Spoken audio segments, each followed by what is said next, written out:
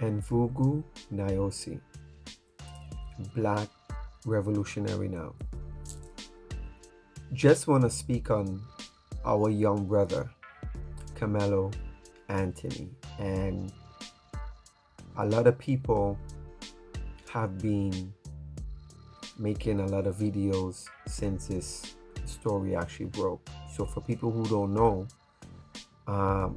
this is a 17-year-old young black kid from Frisco, Texas, who was involved in an altercation at a track meet.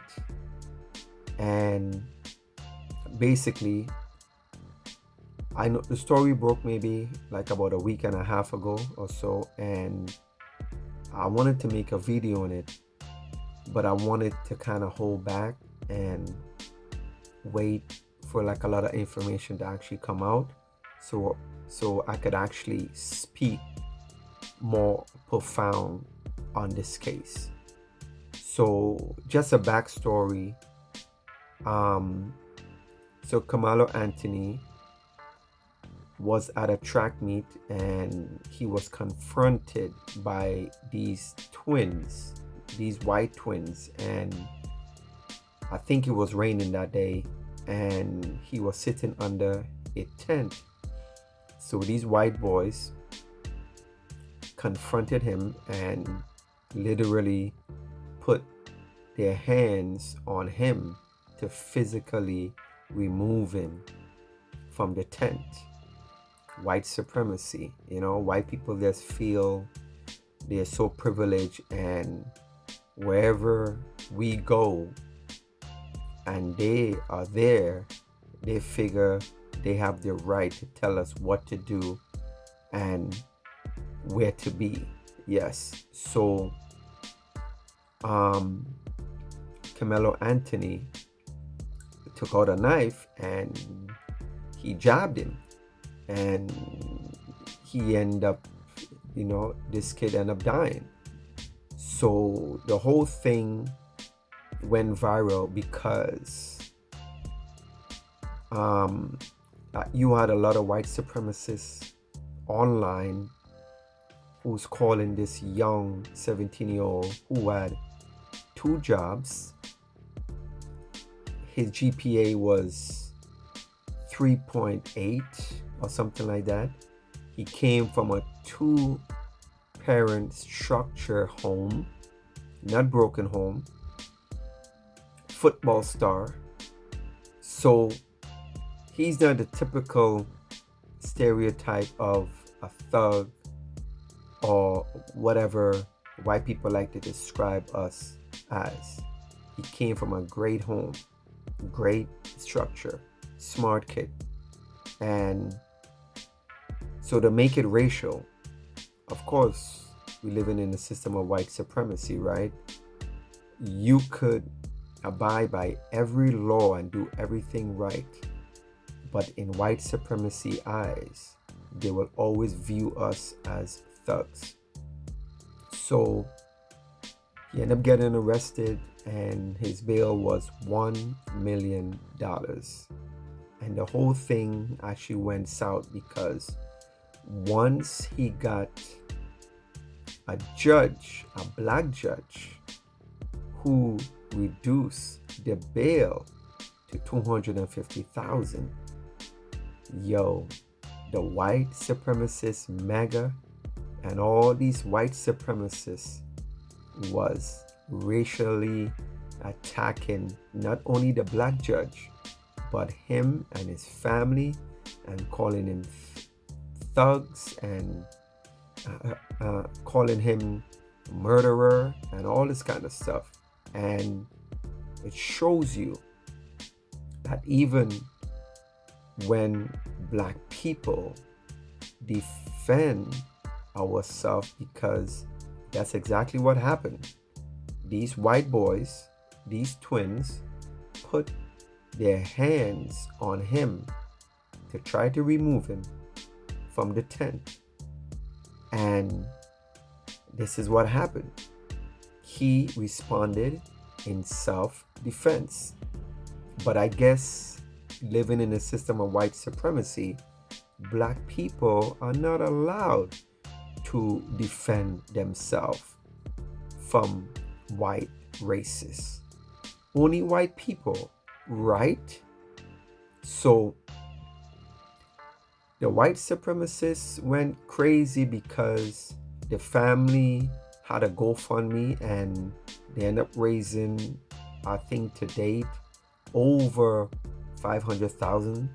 And this is unheard of because we all know when black people get unalived and stuff like that, we have white supremacists like Daniel Penny, who choked out Jordan Neely, a mentally ill black man on the New York subway system.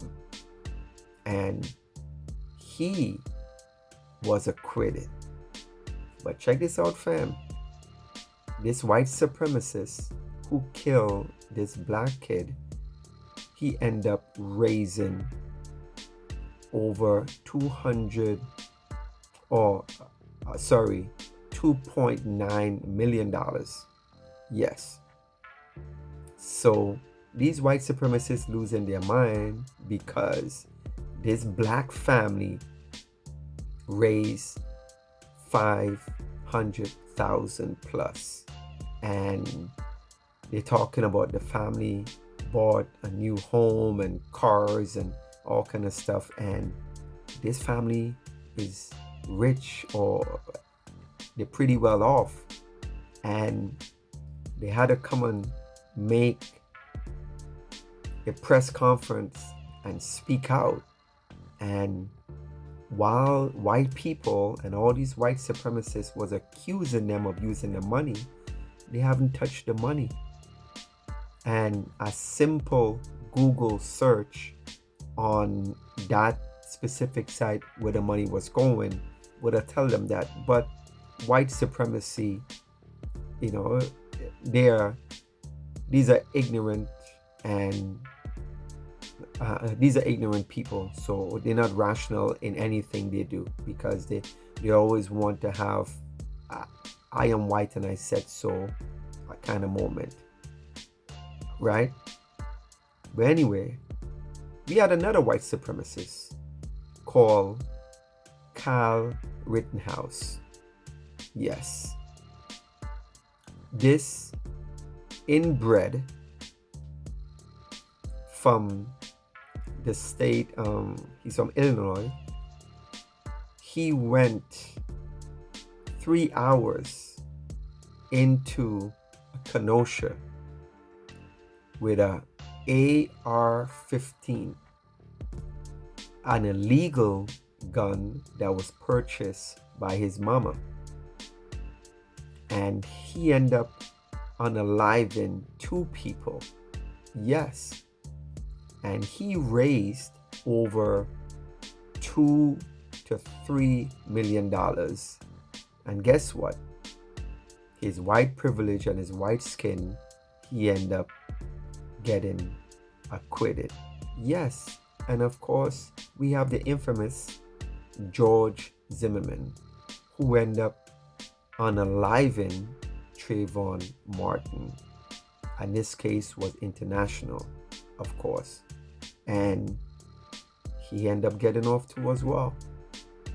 He ended up raising close to $500,000. He went on a tour, who had a Skittles, like a pack of Skittles, and I think an iced tea or something like that. And this inbred went on tour signing Skittles poster, and I think he ended up selling the gun that he unalived Trayvon Martin with for $250,000 or something like that.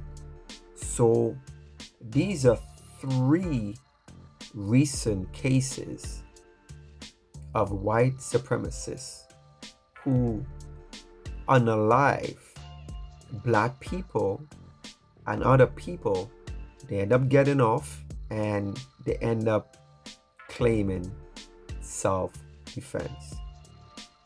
And all these white supremacists, we didn't have no outrage, or we didn't have no, look at all the money that they are getting from people supporting them.